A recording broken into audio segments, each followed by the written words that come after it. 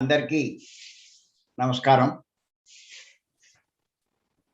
కార్యక్రమం ప్రారంభించే ముందు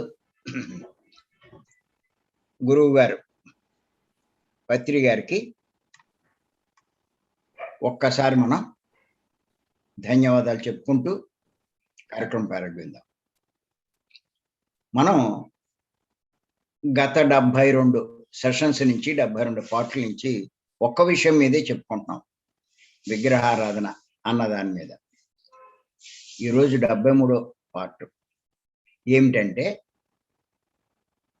గత 3-4 సెషన్స్ కింద ఒక విషయం చెప్పుకున్నాం. ఏమిటంటే, దేవుడి గురించి అవగాహన చేసుకోవడానికి కొన్ని ప్రశ్నలు వేసుకున్నాం.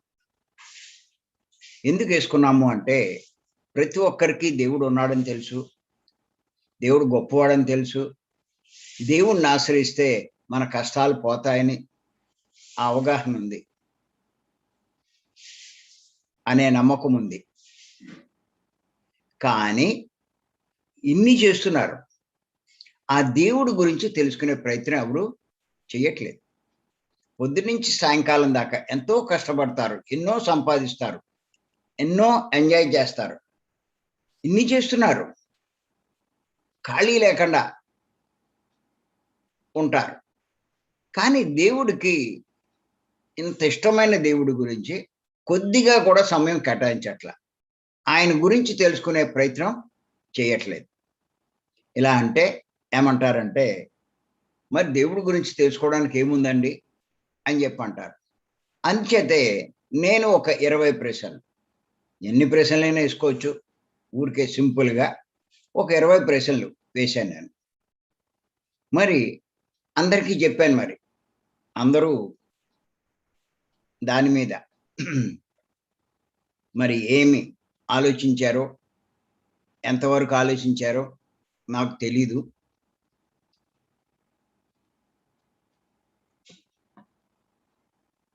అవగాహన లేని వాళ్ళు అలాంటి పరిస్థితులు వచ్చినప్పుడు, అంటే పూజ ఎందుకు మానేశారు అనే ఒత్తిడి ఇంట్లోంచి వస్తుంది చాలా మందికి. అవగాహన ఉన్నవాళ్ళు దాన్ని ఫేస్ చేస్తారు, అవగాహన లేని వాళ్ళు కాంప్రమైజ్ అయిపోతారు. అది నేను చెప్పేది. ఎందుకంటే సత్యాన్ని పట్టుకుంటారు, అసత్యంలోకి వెళ్ళరు. ఎన్ని కష్టాలు ఎదురైనా, ఎలాంటి ఇబ్బందులు ఉన్నా, సత్యం అంటే అంత ఆసక్తి చూపిస్తారు. ప్రహ్లాదుడు చూడండి, జరిగింది అదే. అంత చిన్న కుర్రవాడు, వాళ్ళ నాన్న సత్యాన్ని వదిలేయమంటాడు, నారాయణుడు అంటే ఆత్మను వదిలేయమంటాడు. ఆయన ఎప్పుడు పాటలు పాడుకుంటూ కూర్చోవడం కాదు, ఎప్పుడు ఆ ఆత్మ మీదే ఆయన దృష్టి ఉండేది. నువ్వు రాజురా, ఈ రాజ్యం అంతా ఏలుకో, సుఖపడు, నువ్వు నారాయణ నారాయణ అంటూ కూర్చుంటావేటి, ఎప్పుడు ఆ పనులు మానేసి ఈ పనులు మానేసి ఆ ధ్యానంలో ఉంటావేటి అని చెప్పి ఎన్నో రకాలు ఇబ్బంది పెట్టాడు. ఎన్ని పెట్టినా నాకు కావాల్సింది ఆయనే, ఆయనే గొప్పవాడు, ఆయనకంటే ఇంకెవరు ఉన్నారు, ఇవన్నీ చాలా అల్పమైనవి, నువ్వేదో ఇంత రాజ్యం ఉంది అంత ఉంది అంటున్నావు, ఇవన్నీ శాశ్వతమా, ఇవన్నీ ఉండేవి కావు, వీటి మీద దృష్టి పెట్టమంటావేటి, ఇవి గొప్పవంటావేటి, నాకు అయ్యేం అక్కర్లేదు, నాకు ఆ నారాయణుడే కావాలి, ఆత్మే కావాలి, ఆ సృష్టికర్తే కావాలి, ఆ భగవంతుడే కావాలి అని చెప్పి ఎన్ని బాధలు పెట్టినా, ఎన్ని పరీక్షలు పెట్టినా, చంపడానికి చూసినా ఆయన చేయలేదు, ఏమీ మారలేదు. ప్రహ్లాదుడు జంకలేదు. నేను నీ తండ్రిని రా అన్నాడు. మనకి రామావతారంలో ఏముంటుందంటే, తండ్రి మాట రాముడు జవదాటడు అని మనం అక్కడ చదివాం. కానీ ఇక్కడ ప్రహ్లాదుడి దగ్గరికి వచ్చేసరికి తండ్రిని కూడా లెక్క చేయలేదు. సత్యం కోసం అన్నది ఇక్కడ మనకు కనిపిస్తుంది. ఇక్కడ అందుకే అంటుంటారు, మూర్ఖపు తల్లిదండ్రులు ఎంతో మంది ఉంటారు, మూర్ఖపు భార్యాభర్తలు ఎంతో మంది ఉంటారు. ఇది లోకంలో సహజమే. అయినా సరే మనం సత్యాన్ని వదిలిపెట్టకూడదు. సత్యం ముఖ్యం. ఆ సత్యం గురించి తల్లిదండ్రులేటి, భార్యాభర్తలేటి దేన్నైనా మనం లెక్క చేయవలసిన పని లేదు. ఎవరైతే ఎన్ని అవాంతరాలు వచ్చినా కూడా మరి సత్యాన్ని వదలరో వాళ్ళే భూమి మీద గొప్పవాళ్ళ కింద లెక్క. ఒక ప్రహ్లాదుడు అలాంటి వాళ్ళ కింద లెక్కలోకి వస్తారు. అంచేత చాలామంది ఆ రాముని ఎగ్జాంపుల్‌గా చూపిస్తూ, మేము ఈ తల్లిదండ్రులం, మేము చెప్పింది చెయ్యి అంటారు. ఆ మాంసం తిను అంటారు. కానీ కొంతమంది పిల్లలు మాంసాన్ని ముట్టుకోరు. ఎన్ని ఒత్తిళ్ళు చేసినా, ఏం చేసినా సరే. అది మనం చూస్తున్నాం మనం. అంచేత ఏంటి అంటే, వాళ్ళు గొప్పవాళ్ళు అవుతారు. భూమి మీదకొచ్చి చేయవలసింది. ఊరికే వెళ్ళిపోవడం వల్ల ఏంటి ఉపయోగం? అసత్యంలో జీవించి వెళ్ళిపోతే ఏంటి? సత్యంలో జీవించాలి. ఆ సత్యంలో జీవించాలి అంటే, సత్యం అంటే భగవంతుడు. ఆ భగవంతుడు గురించి అవగాహన చేసుకోవాలి. ఆత్మ గురించి అవగాహన చేసుకోవాలి. ఆత్మే భగవంతుడు కాబట్టి. ఇది ఎంత బాగా మీకు అర్థమవుతుందో, మీరు అంత సత్యంలో జీవిస్తారు. పత్రి గారు కూడా పదే పదే చెప్తున్నారు. సత్యమేవ జయితే. సత్యమే జయిస్తుంది. సత్యంలో ఉన్నవాడే జయించగలడు. ఈసారి జ్ఞాన జగత్తు పుస్తకం చదివినా మీకు ముఖ్యమైన పాయింట్ అదే కనిపిస్తది. అసత్యంలో అస్తమాను జయాలు రావు. ఏదో కొన్నిసార్లు వస్తే రావచ్చు. జయాలు అనుకుంటారు కానీ అవి కూడా జయాలు కావు. సత్యంలోనే అసలైన జయం అన్నది జీవితంలో లభిస్తుంది. అంచేత సత్యాన్ని మనం పట్టుకోవాలి. సత్యం అంత గొప్పది. అయితే ఎంత అవగాహన చేసుకుంటే ఆ దైవం గురించి, ఆత్మ గురించి, ఆ భగవంతుడి గురించి, ఆ పరబ్రహ్మ ఇన్ని రకాలు చదువుతున్నాను, చెప్తున్నాను అన్నీ ఒకటే. ఎంత అవగాహన చేసుకుంటే అంతా మనం చేస్తాం. ఒక రకంగా పత్రి గారు పరిచయం అయ్యాక ఈ విషయంలో నేను అప్సెట్ అయ్యాను. నేను చాలా వీరభక్తుడినే. వెంకటేశ్వర స్వామి భక్తుడిని. అందరూ గుడికి వెళ్తూ ఉంటే నేను గుడే కట్టించాను. దాన్ని బట్టి మీరు అర్థం చేసుకోవచ్చు. మరి అంత వీరభక్తుడినైన నాకు పత్రి గారు ఏమన్నారంటే, విగ్రహం దేవుడు కాదన్నారు. మతి లేదు.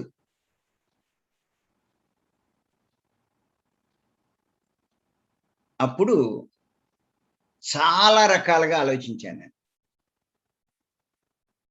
ఎందుకు కాదు? ఎందుకు కాదు? మరి దేవుడెవరు? అని ఒక రకంగా రీసెర్చే చేశాను నేను. ఇంకొకటేంటంటే, నేను ఈ ధ్యానం చెప్పడానికి అలా ఊళ్ళన్నీ తిరిగేవాడిని. తిరిగి నేను నాకు కనిపించిందేమిటి అంటే, పత్రి గారు చెప్పే దాంట్లో ప్రతి ఒక్కళ్ళు నాకు ఆయన కొన్ని విషయాలు చెప్తారు గానీ, ఈ 2 విషయాలు అవగాహన చేసుకోవాలి. ఏమిటంటే, దేవుడు ఎవరు? అంటే విగ్రహం దేవుడు కాదు, ఆత్మ దేవుడు అన్నదొకటి అవగాహన చేసుకోవాలి. 2 మాంసాహారం.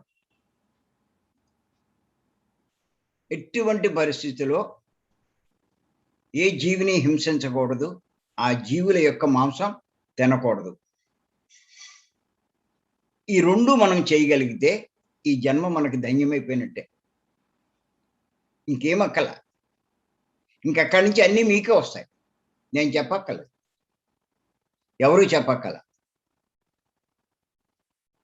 విగ్రహాన్ని వదిలి మీరు ఆత్మను ఆశ్రయించినప్పుడు ఎన్ని మార్పులొస్తాయో మీలో, ఎంత శక్తి పెరుగుతుందో మీలో, ఎన్ని మీరు తెలుసుకోగలుగుతారో, ఎంత అర్థం చేసుకుంటారో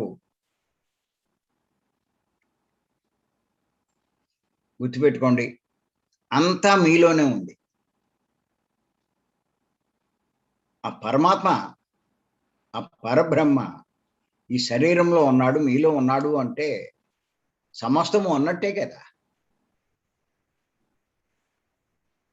అంచేత నీలోకి నువ్వు వెళ్తావు ఇప్పుడు. ఎప్పుడైతే నీలోకి నువ్వు వెళ్ళావో సమస్తము నీలో ఉన్నప్పుడు నీకన్నీ తెలుస్తుంటాయి ఒక్కొక్కటి. అందుకే అంటారు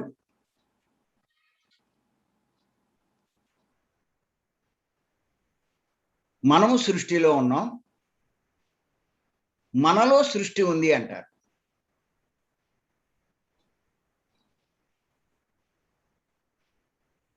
ఈ శరీరం ఎక్కడుంది? ఈ మొత్తం సృష్టిలో ఉంది.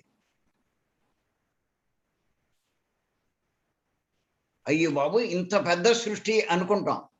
అంత పెద్ద సృష్టి గూడా మనలోనే ఉంది అంటే ఆశ్చర్యపోతారు చాలామంది.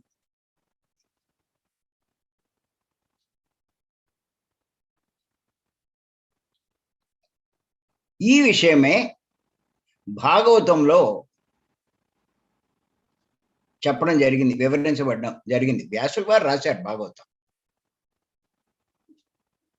కృష్ణుని బాల్యంలో జరిగిన సంఘటనలో ఒక ముఖ్యమైన సంఘటన ఇది. ఆ సంఘటన ద్వారా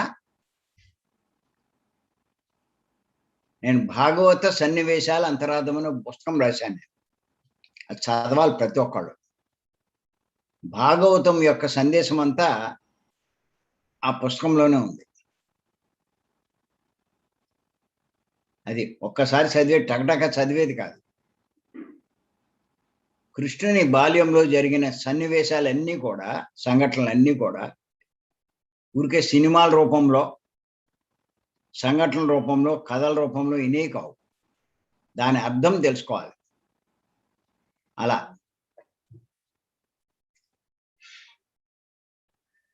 ఏం జరిగింది అంటే అక్కడ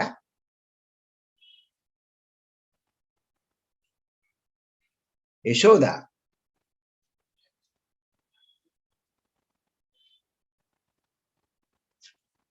పుత్రుడైనటువంటి శ్రీకృష్ణుడు ఓసారి ఆడుకుంటూ మట్టి తిన్నాడు. మట్టి తింటూ ఉంటే గోపికలంతా చూశారు. చూసి నువ్వు మట్టి తింటున్నావా అని చెప్పి. అంత చిన్నపిల్లవాడు. ఉండు పద మీ అమ్మతో చెప్తాను. తినలేదు అంటున్నాడు. తీసుకెళ్ళారండి బలవంతంగా. తీసుకెళ్ళి చూడమ్మా కృష్ణుడు మన్ను తింటున్నాడు అని అడిగింది ఆవిడ. కృష్ణుడు నేను తినలేదన్నాడు. అప్పుడు యశోద ఏమందంటే, అలా అయితే నీ నోరు తెరువు అని. మీరు చూడండి, మన ఇంట్లో కూడా చిన్నపిల్లలు ఉంటారు బాగా. వాళ్ళు గోడకేసిన సున్నం కానీ, కణికిలు, శుద్ధ మొక్కలు ఇలాంటి నవ్వులుతూ ఉంటారు. మనం ఎవరైనా చూస్తే గమ్మున నోరు మూసేస్తారు. నోరు మూస్తే మనం గదమాయించి, ఎదవా ఇది ఎందుకు తింటున్నావు అంటే, లేదు లేదు అంటారు. నోరు తెరువు అంటాం. అలాగే యశోద కృష్ణుడు నోరు తెరవమని. నోరు తెరిచాడు. నోరు తెరిస్తే ఆవిడకి మట్టిగా అది కనిపిస్తా. సమస్త భువన భాండాలు, సృష్టిలో ఉన్న 14 లోకాలు, 7 అధోలోకాలు, 7 ఊర్ధ్వలోకాలు సమస్తము కనిపించింది ఆవిడ. ఆశ్చర్యపోయింది ఆవిడ. వీడు మామూలు వాడు కాదు అనుకో. అది అక్కడ ఆ సన్నివేశం. కానీ వ్యాసుల వారి సన్నివేశం ద్వారా మనకు అందించినటువంటి సందేశం ఏంటంటే, కృష్ణుడిలో ఒక్కళ్ళలోనే కాదు, కృష్ణుడు చూపించగలిగాడు, కానీ అందరిలోనూ 14 భువన భాండాలు ఉన్నాయి. కృష్ణుడిలో ఏ ఆత్మ అయితే ఉందో అదే ఆత్మ అందరిలోనూ ఉంది. ఆ ఆత్మే పరబ్రహ్మ. ఆ పరబ్రహ్మలోనే సమస్త ఈ భువన భాండాలు ఉన్నాయి. 7 అధోలోకాలు, 7 ఊర్ధ్వలోకాలు అని ఎన్నో చెప్పుకున్నాం. అంత గొప్ప సృష్టిని మనలోనే పెట్టుకున్నాం. మన లోపలికి వెళ్తే మీకు తెలియనిది ఏముంటుంది చెప్పండి? అందుకే పత్రి గారు బయటికి కాదు, లోపలికి వెళ్ళండి అంటారు.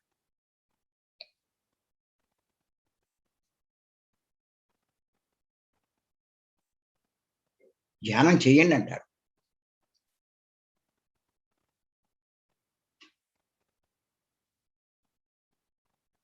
మీకు ఇంకా తెలియందంటూ లేదు. సమస్త జ్ఞానము ఉంది మీ లోపల.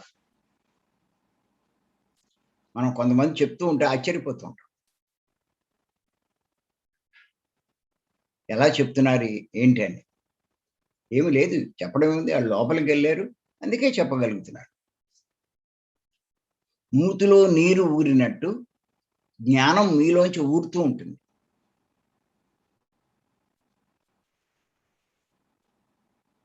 ఏం పెద్ద విచిత్రమేం కాదు.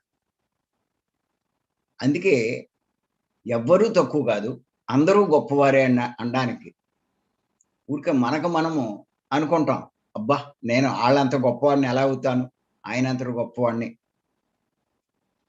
నేను సామాన్యమైన దాన్ని, సామాన్యమైన వాడిని అని భావిస్తూ ఉంటాం. ఆ భావమే మనం సామాన్యంగా ఉండిపోతున్నాం. కానీ నేను సామాన్యుడిని కాదు, అసామాన్యుడిని అనే భావంలో ఉంటే ఖచ్చితంగా మీరు కూడా గొప్పవాళ్ళవుతారు.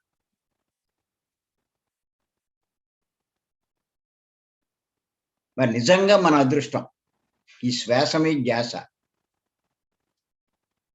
అంతర్ప్రయాణం చేయడానికి కావలసినటువంటి తేలికైన మార్గం మనం పొందాము. ఆ ప్రయాణం చెయ్యాలి.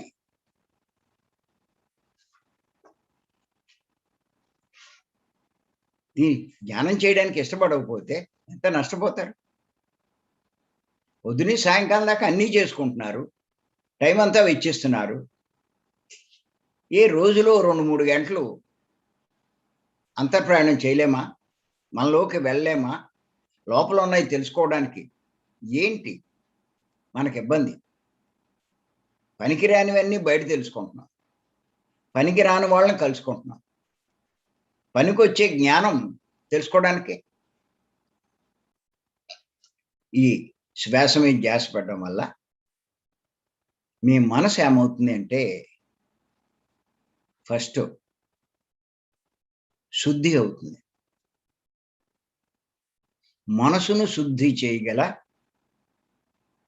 మార్గం శ్వాస మీద ధ్యాస ఒక్కటే. ఇంకా దేని వల్ల కాదు.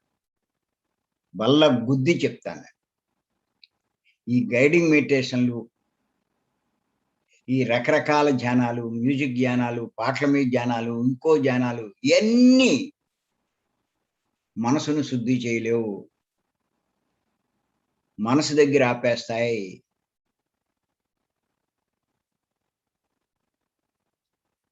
మనసు తోటి పనే కానీ అది మనసు దాటదు. మనసు శుద్ధి చేయదు. మనసు శూన్యం కాదు. మనసును దాటదు.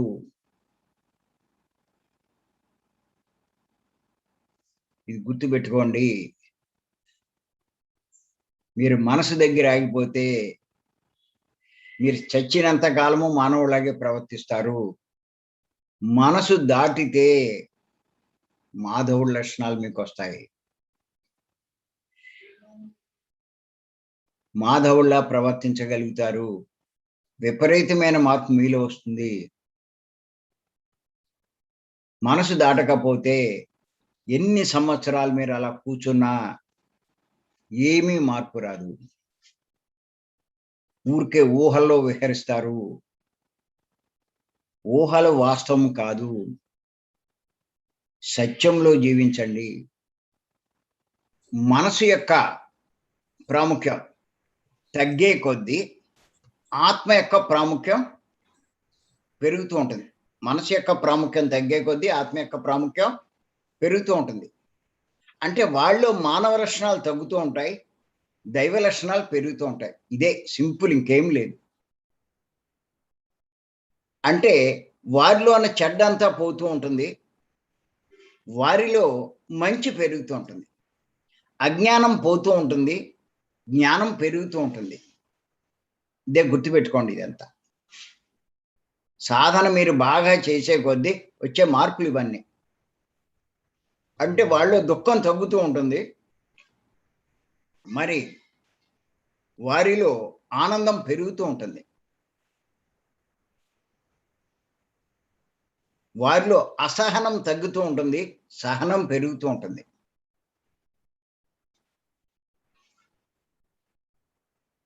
పనికి రానివి పోతూ ఉంటాయి. పనికొచ్చేవి పెరుగుతూ ఉంటాయి. మానవ లక్షణాలు తగ్గే కొద్దీ, మనసు ప్రాముఖ్యం తగ్గే కొద్దీ. ఇదే, ఇంకేం లేదు. ఇప్పుడు మనం చేసే ప్రయత్నం అది. పత్రిగారు అందుకే అన్నారు, ధ్యానం ధ్యానం కోసం చేయండి, అనుభవాలు కాదు, లాభాలు కాదు. ఏం చేసుకుంటారు లాభాలు? నీలో మార్పు రాకుండా, నీలో దైవ లక్షణాలు లేకుండా, నీలోని చెడు పోకుండా ఏం చేస్తావు ధ్యానం? ఏంటి మూడో కన్ను అంటావు, చక్రాలు అంటావు, ఆ యాక్టివేషన్ అంటావు, ఈ యాక్టివేషన్ అంటావు. ఎందుకు నీకు? దైవ లక్షణాలు వస్తే అన్నీ యాక్టివేట్ అయిపోతాయి నీకు. ధ్యానం ధ్యానం కోసం చేయండి. పత్రి గారు చెప్పినటువంటి చిన్న పార్ట్, 5 నిమిషాల పార్ట్ అందరికీ పెట్టారు. పదే పదే వేసుకోండి. అది వినాలి. అది వారానికో 10 రోజులకో ఒకసారి వినాలి. అది మళ్ళా మళ్ళా మీరు పర్మనెంట్గా మీ సొంత దాంట్లో వేసుకోండి. వాట్సాప్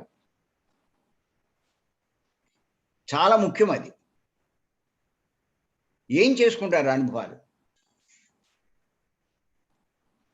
మొత్తం అన్ని జూమ్ క్లాసులు అనుభవాల మీదే, లాభాల మీదే ఫోకస్ చేస్తున్నారు. స్పష్టంగా చెప్పారు సార్.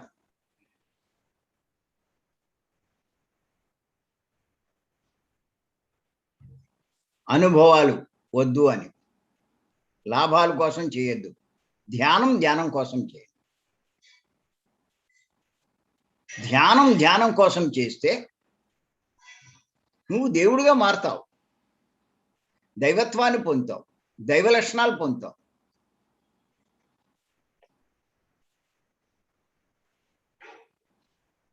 ఇంతకన్నా గొప్పది ఏముందండి? మానవుణ్ణి మార్చగలిగింది, మానవుల్లో మార్పు తీసుకురాగలిగింది నీ ప్రవర్తన, పనులు, ఆలోచన విధానం, మాట, చేతలు అన్నీ మారిపోతాయండి. మారకపోతే నీ సాధన సరిగ్గా లేనట్టే, నేను ఖచ్చితంగా చెప్తున్నాను. మనం ఇప్పుడు ధ్యానం చేస్తూ ఉంటే చాలా మందికి ఏమనిపిస్తుంది అంటే, వీళ్ళు టైం అంతా వేస్ట్ చేస్తున్నారు అనిపిస్తుంది. కానీ మెల్లిమెల్లిగా మనలో వచ్చే మార్పు వాళ్ళకి ఆశ్చర్యం కలిగిస్తుంది. ఏమన్నా మనం సహనం చూపిస్తాం, ఓర్చుకుంటూ ఉంటాం. వాళ్ళకి ఆశ్చర్యం వేస్తుంది. ప్రతిస్పందన ఉండదు. తిడుతూ ఉంటే, అంటూ ఉంటే దాన్ని పెద్ద లెక్క చెయ్యం. వాళ్ళకి ఆశ్చర్యం వేస్తుంది. ఏం మాట్లాడట్లేదేంటి వీళ్ళు, ఏం అంటలేదేంటి? లోపల వాళ్ళకి అంతర్మదనం జరుగుతుంది. ఏంటి ఇంత మార్పు వచ్చింది వీళ్ళ? ఇదివరకు ఊరుకునేవారు కాదు. మాటకి 2 మాటలు మాట్లాడేవారు. వేటిని పట్టించుకోవట్లేదు వీళ్ళు.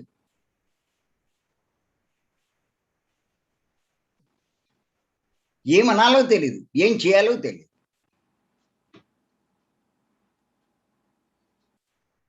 ఇంత మార్పు ఎలా వచ్చింది? వాళ్ళలో వస్తది. ధ్యానం చేయకముందు ఇలా ఉండేవారు కాదు. ధ్యానం చేశాక ఈ రకమైన మార్పొచ్చిందేంటి? అన్నది ఆళ్ళకి తెలుస్తది. ఖచ్చితంగా వాళ్ళలో మార్పొస్తది.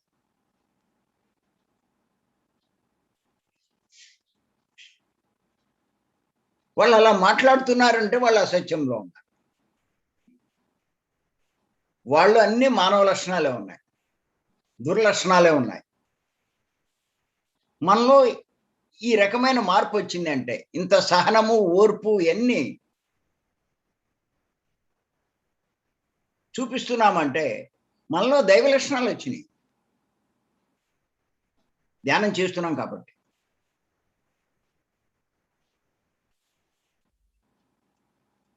అంచేత అయన్నీ ప్రదర్శిస్తున్నాం మనం. దూషించడం కానీ, విమర్శించడం కానీ, ఇతరుల ప్రస్తావన తీసుకురావడం కానీ, ఇయన్నీ తగ్గిపోతాయి మనకి. ఎంతసేపు మన గొడవే మనది. ఆ పుస్తకాలు చదవడం, ఆ సందేశాలు వినడం, ఆ జ్ఞానం పొందే ప్రయత్నం చేయడం, ఇయ్యే ఉంటాయి. ఇదివరకు టైము వాటి మీద, వీటి మీద వృధా చేసేవాళ్ళం. ఇంకా చాలా మార్పులు మనలో కనపడతాయి. ఈ ప్రాపంచికమైనవన్నీ కోరేవాళ్ళం మనం. అడిగేవాళ్ళం. ఆ డబ్బు అది కావాలి, నాకు చీరలు కావాలి, లేకపోతే నా బట్టలు కావాలి, నాకు బంగారం కావాలి ఇయన్నీ. ఇయన్నీ అడగట్లా.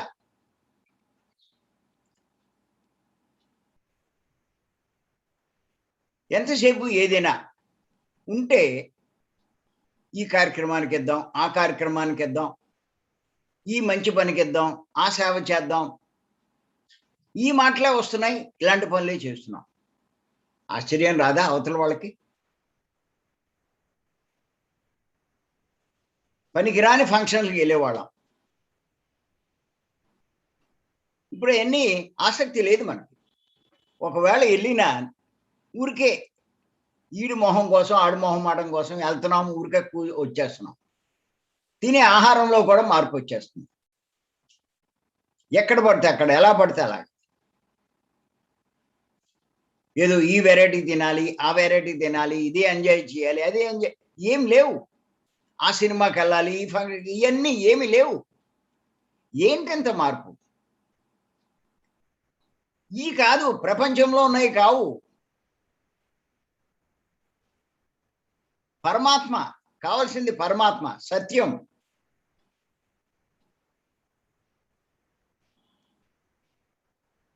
శరీరంలో ఉన్న కావాలి. 14 భువన భాండాల్లో ఉన్నవన్నీ లోపలున్నాయి.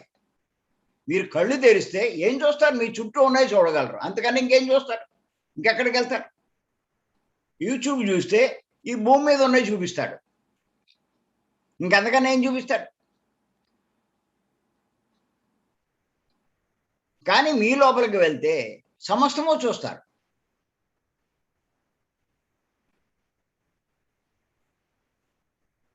రావాలి మార్పు.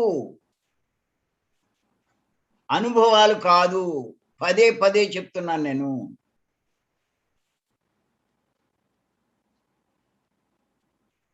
తప్పులు చెయ్యం.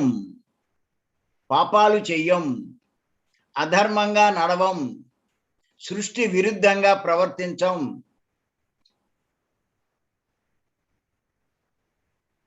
అన్నీ మనకు తెలుస్తూ ఉంటాయి. బుద్ధి వికసింపజేసుకుంటాం. వివేకం కలుగుతూ ఉంటుంది. విచక్షణ జ్ఞానం ఏర్పడుతుంది. జ్ఞానం ఉదయిస్తూ ఉంటుంది. శక్తి అపారంగా పెంచుకుంటాం. అన్నిటినీ సహించగలిగే శక్తి పెంచుకుంటాం. ఏది జరిగినా విలవిలలాడం. అన్ని పరిస్థితిలో సమస్థితిలో ఉంటాం, ద్వంద్వాలకు అతీతంగా ఉంటాం, త్రికరణ శుద్ధి ఉంటుంది.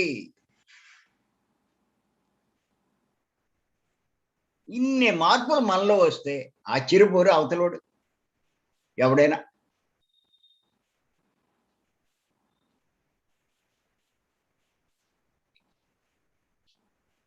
నన్ను మా మేడంని మా ఇంట్లోనే మా పిల్లలే మామూలుగానే అనుకునేవారు, ఏదో గురువు గారిని పట్టుకున్నారు తిరుగుతున్నారు అనుకునేవారు. సరే వాళ్ళు ఏదో చేసుకుంటున్నారు మనకెందుకని వాళ్ళు ఏం పెద్ద పట్టించుకోలేదు. ఇప్పుడు అంటున్నారు వాళ్ళు, మీరు సామాన్యులు కాదు, ఏదో అనుకున్నాం మేము, మీలాంటి తల్లిదండ్రులు మాకు దొరకడం మా అదృష్టం అంటున్నారు. ఇప్పుడు అర్థమైంది. ఇన్ని సంవత్సరాలు పట్టింది, 18 సంవత్సరాలు.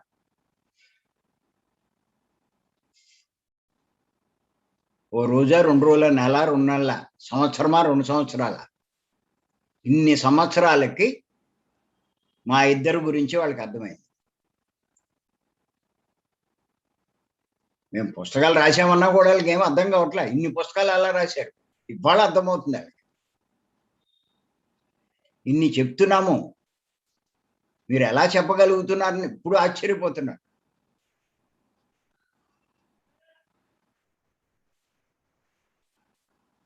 మీరు మొన్న చూసి ఉంటారు 3 రోజుల క్లాసులో మా రెండో అబ్బాయి వచ్చాడు, భార్యాభర్తలు ఇద్దరు. ఇప్పటిదాకా మేము చేసే కార్యక్రమాలు వాళ్ళు ఎక్కడ మీకు కనిపించాల. మీరు చేసే గొప్పవి మేము కూడా పాల్గొనాలి, కొంచెం సిగ్గుపడుతూ మెల్లిమెల్లిగా వస్తున్నారు. అర్థమైంది. ఇలాంటి పనులు మేము చేయాలంటే మేము ఎక్కడ చేయగలమండి, వాళ్ళే అంగీకరిస్తున్నారు.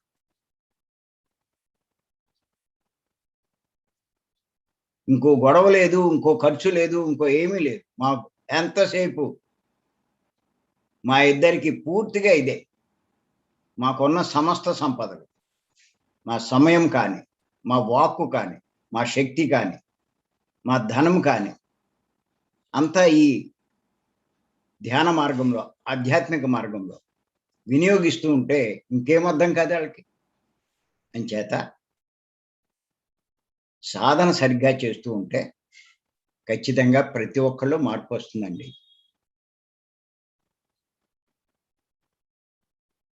రావాలి కూడా మార్పు.